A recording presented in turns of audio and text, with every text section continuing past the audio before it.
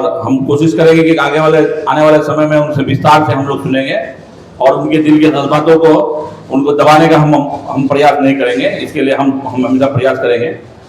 विद्यालय प्रांगण में उपस्थित विद्यालय के हमारे प्रधानाचार्य जी, शिक्षक साथीगण और प्यारे बच्चों,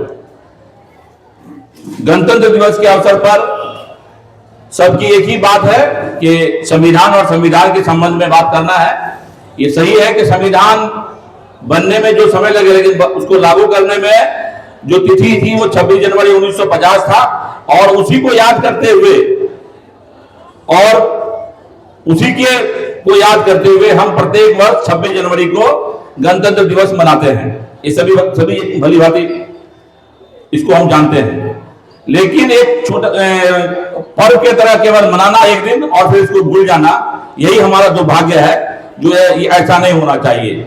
ये सही है कि संविधान को प्रत्येक दिन, प्रत्येक क्षण, प्रत्येक समय, यानी कि हर वक्त आपको संविधान को अपने दिल में, दिमाग में, अपने जीवन में रखना है। तो निश्चित ही आप अपने लक्ष्य से, अपने मार्ग से नहीं भटकिएगा, क्योंकि ये संविधान ही हमें जीने का, खास करके देश के प्रति, देश को लेके और देश के आम लोगों के प्रति जो हमारा सम्मान होना चाहिए, सोच होना चाहिए, प्यार होना चाहिए, वो हमें दिखाता है। सभी धर्मों को समान अधिकार का अवसर प्रदान करता है।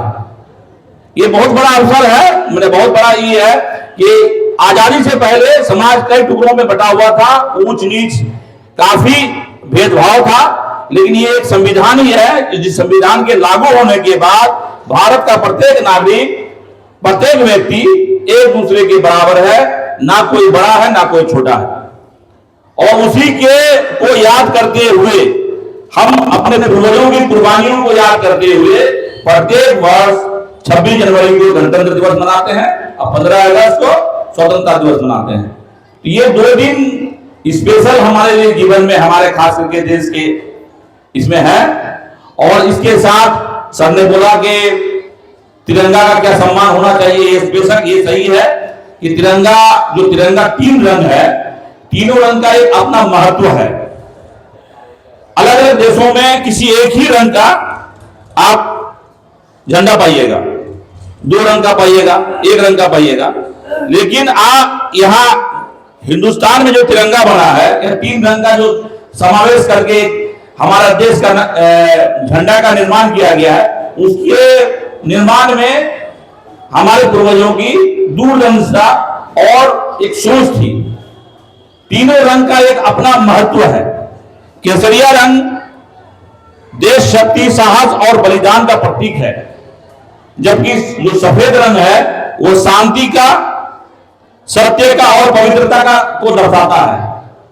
और हरा रंग वो हमारे रंग भूमि, उर्वरा, विकास और समृद्धि को प्रदर्शित करता है। तो तीनों रंगों का अपना एक महत्व है और तीनों रंग से हमें एक सीख मिलती है। तो प्रयास करें कि अपने झंडे का हम सम्मान करें और हर घर जो सरकार के द्वारा दिशा निर्देशित है और जो हमें डायरेक्शन मिलता है, उसके आलोक में हम अपने घरों में भी झंडा फहरा सकते हैं, कर सकते हैं। तो हर घर झंडा एक अभियान भी चला है। तो ये झंडे का अपमान नहीं हो, उसका सम्मान करें। और तिरंगा से संबंधित जितने भी, चाहे वो कागज का तिरंगा हो, कपड़े का हो या प्लास्टिक का हो, कहीं अगर आपको मिलता है गिरा हुआ तो उसको उठाएं। उसको उठाने के बाद किसी सुरक्षित जगह में रखें, तभी उसका हम सही सम्मान देते हुए हम नजर आएंगे।